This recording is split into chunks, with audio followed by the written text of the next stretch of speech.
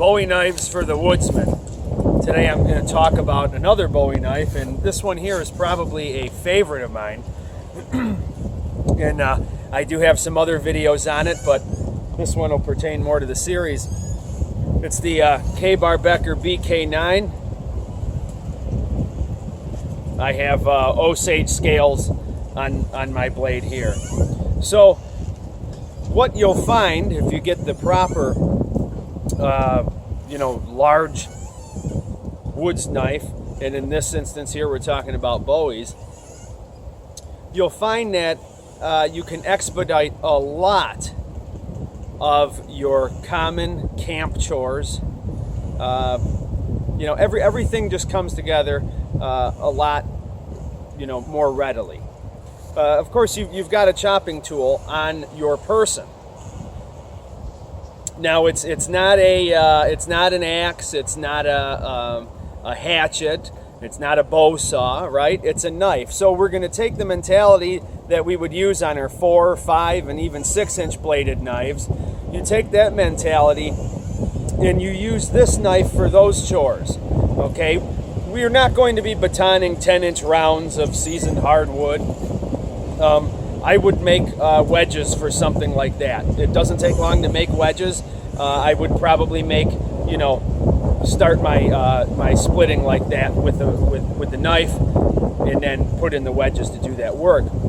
Like I said, we're talking more about doing some of your smaller stuff, wrist size things, tent pegs, splitting down kindling, clearing out brush for camping and those different things overnight. So having the mentality of a large knife is very important.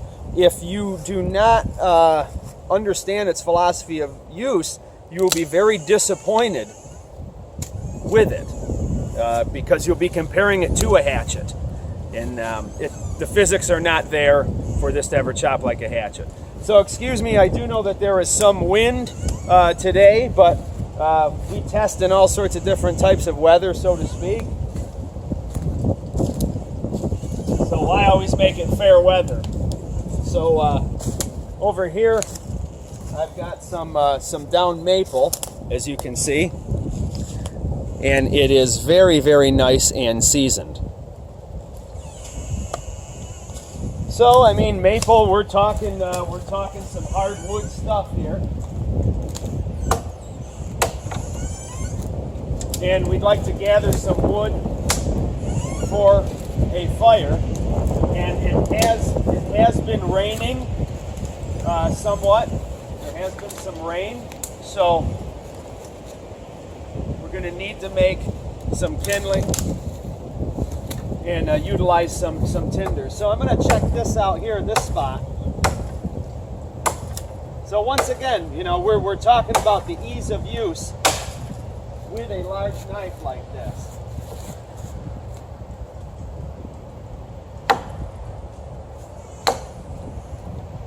So when I am chopping, I am not going to be swinging the blade down towards myself at any given time.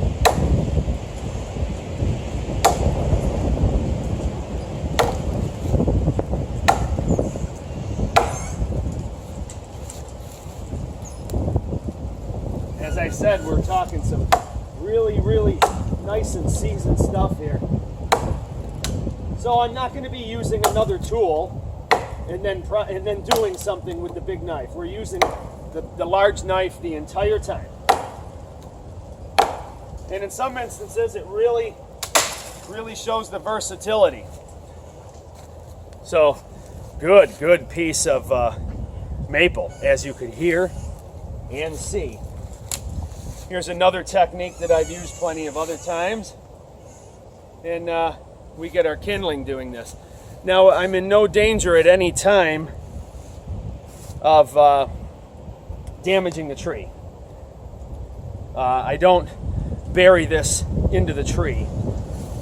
If anything, we come to the other side of the tree, like such.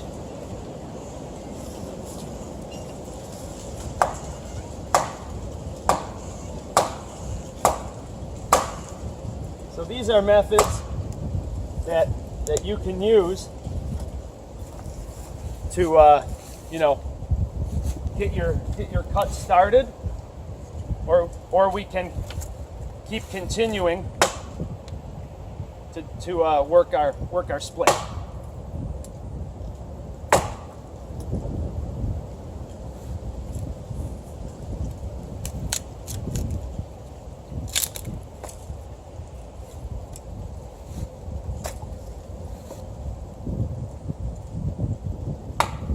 So the other advantage of the large knife is, obviously, as you can see, I don't have to always look around for a baton.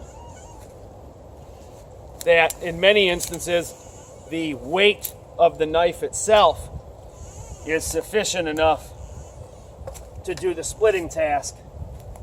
And of course, cross-grain batoning, you can do that when you get into some harder wood or your dead standing wood, and maybe you don't want to be chopping a ton.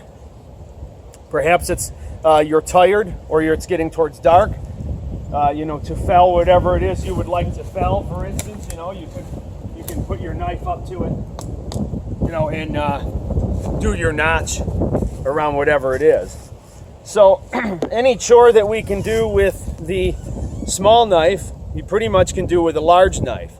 And a lot of it just takes some familiarity. And we know this is possible because of historical records show that large knives were used quite extensively, and still are, by some indigenous cultures. It's my belief that knife laws and sometimes other things get involved, and knives like this can get overlooked. But if used properly with the right mentality, these can really, as I said, expedite some of our work. So I've got a little bit of kindling there.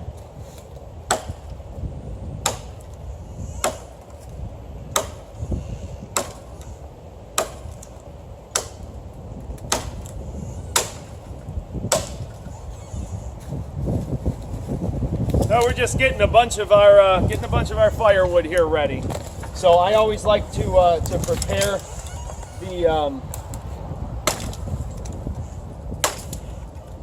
the larger stuff first, and then prepare the tinder, because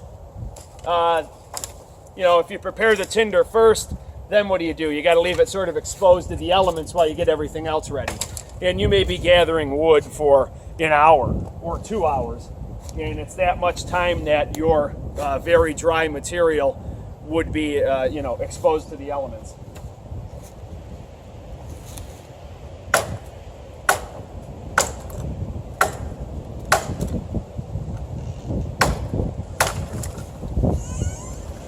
Good stuff here. Good stuff. Whenever I can find a nice you know, resource like this, you know, you got something up off the ground, exposed to the wind. So stay tuned. We'll be talking more about Bowies for the Woodsman. BK9.